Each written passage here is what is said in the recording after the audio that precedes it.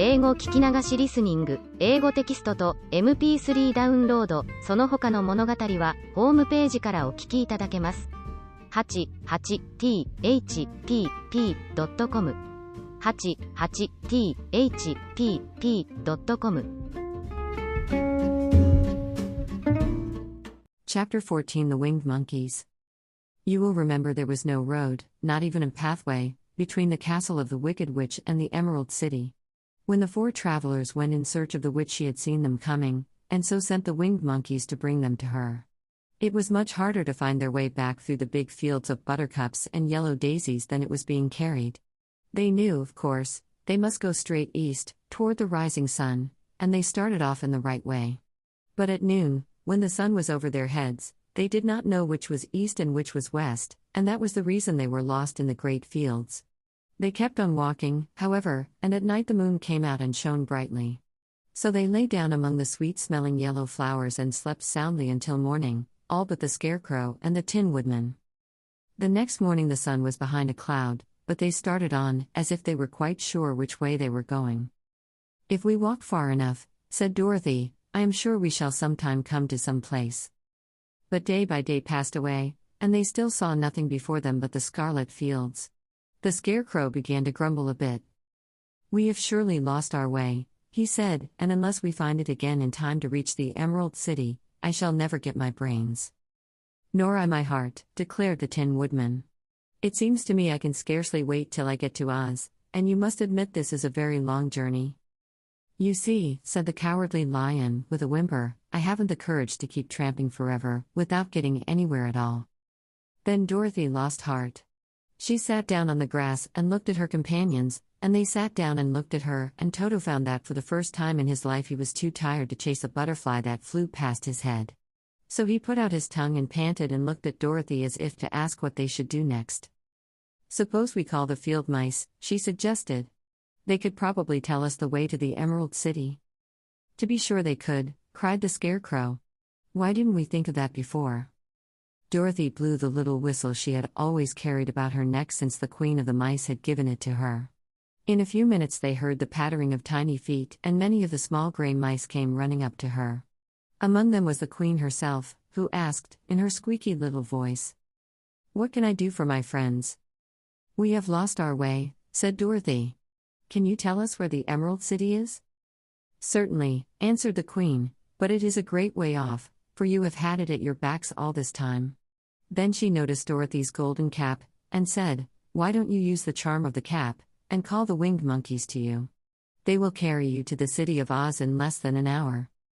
"I didn't know there was a charm," answered Dorothy, in surprise. "What is it?" "It is written inside the golden cap," replied the Queen of the Mice. "But if you are going to call the winged monkeys we must run away, for they are full of mischief and think it great fun to plague us." "Won't they hurt me?" asked the girl anxiously. "Oh, no.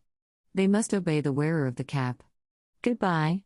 And she scampered out of sight, with all the mice hurrying after her. Dorothy looked inside the golden cap and saw some words written upon the lining. These, she thought, must be the charm, so she read the directions carefully and put the cap upon her head.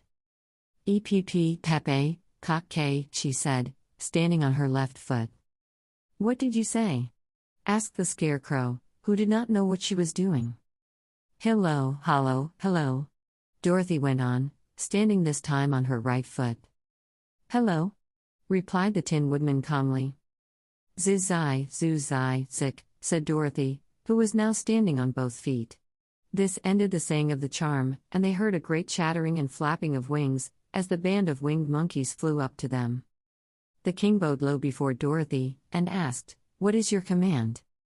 "We wish to go to the Emerald City," said the child, "and we have lost our way." "We will carry you," replied the king, and no sooner had he spoken than two of the monkeys caught Dorothy in their arms and flew away with her. Others took the Scarecrow and the Woodman and the Lion, and one little monkey seized Toto and flew after them, although the dog tried hard to bite him. The Scarecrow and the Tin Woodman were rather frightened at first, for they remembered how badly the winged monkeys had treated them before, but they saw that no harm was intended, so they rode through the air quite cheerfully, and had a fine time looking at the pretty gardens and woods far below them. Dorothy found herself riding easily between two of the biggest monkeys, one of them the king himself. They had made a chair of their hands and were careful not to hurt her. "Why do you have to obey the charm of the golden cap?" she asked. "That is a long story," answered the king, with a winged laugh, "but as we have a long journey before us, I will pass the time by telling you about it, if you wish." "I shall be glad to hear it," she replied. "Once," began the leader, "we were a free people, living happily in the great forest, flying from tree to tree, eating nuts and fruit, and doing just as we pleased without calling anybody master. Perhaps some of us were rather too full of mischief at times, flying down to pull the tails of the animals that had no wings, chasing birds, and throwing nuts at the people who walked in the forest. But we were careless and happy and full of fun, and enjoyed every minute of the day. This was many years ago, long before us came out of the clouds to rule over this land. There lived here then, away at the north, a beautiful princess, who was also a powerful sorceress. All her magic was used to help the people, and she was never known to hurt anyone who was good. Her name was Galette, and she lived in a handsome palace built from great blocks of ruby. Everyone loved her, but her greatest sorrow was that she could find no one to love in return, since all the men were much too stupid and ugly to mate with one so beautiful and wise. At last, however, she found a boy who was handsome and manly and wise beyond his years.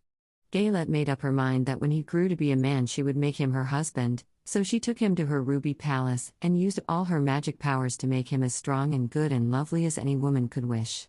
When he grew to manhood, Quolala, as he was called, was said to be the best and wisest man in all the land, while his manly beauty was so great that Galette loved him dearly, and hastened to make everything ready for the wedding.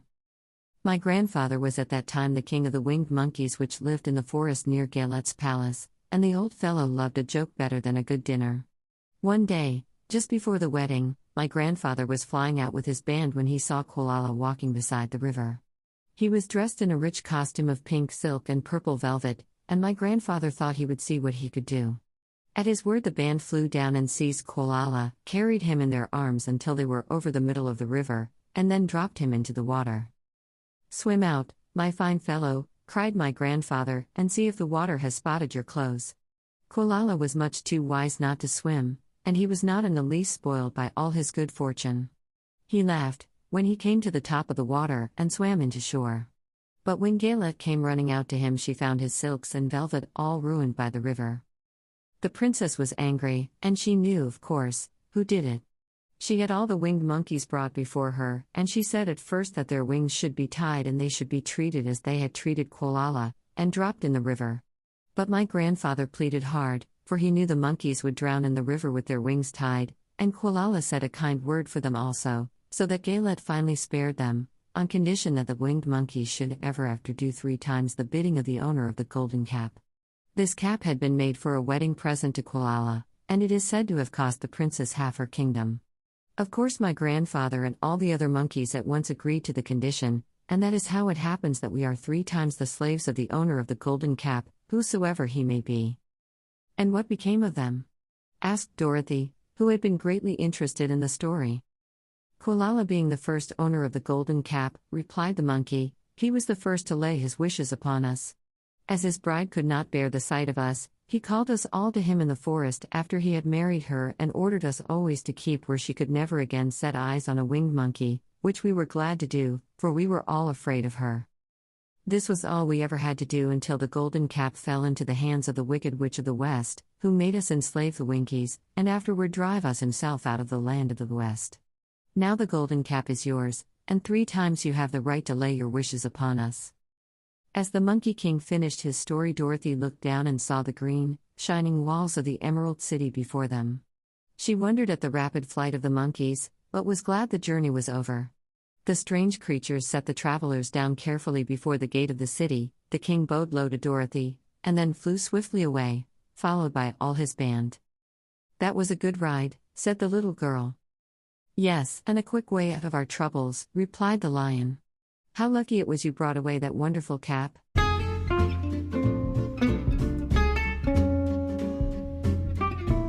英語聞き流しリスニング、英語テキストと MP3 ダウンロード、その他の物語はホームページからお聞きいただけます。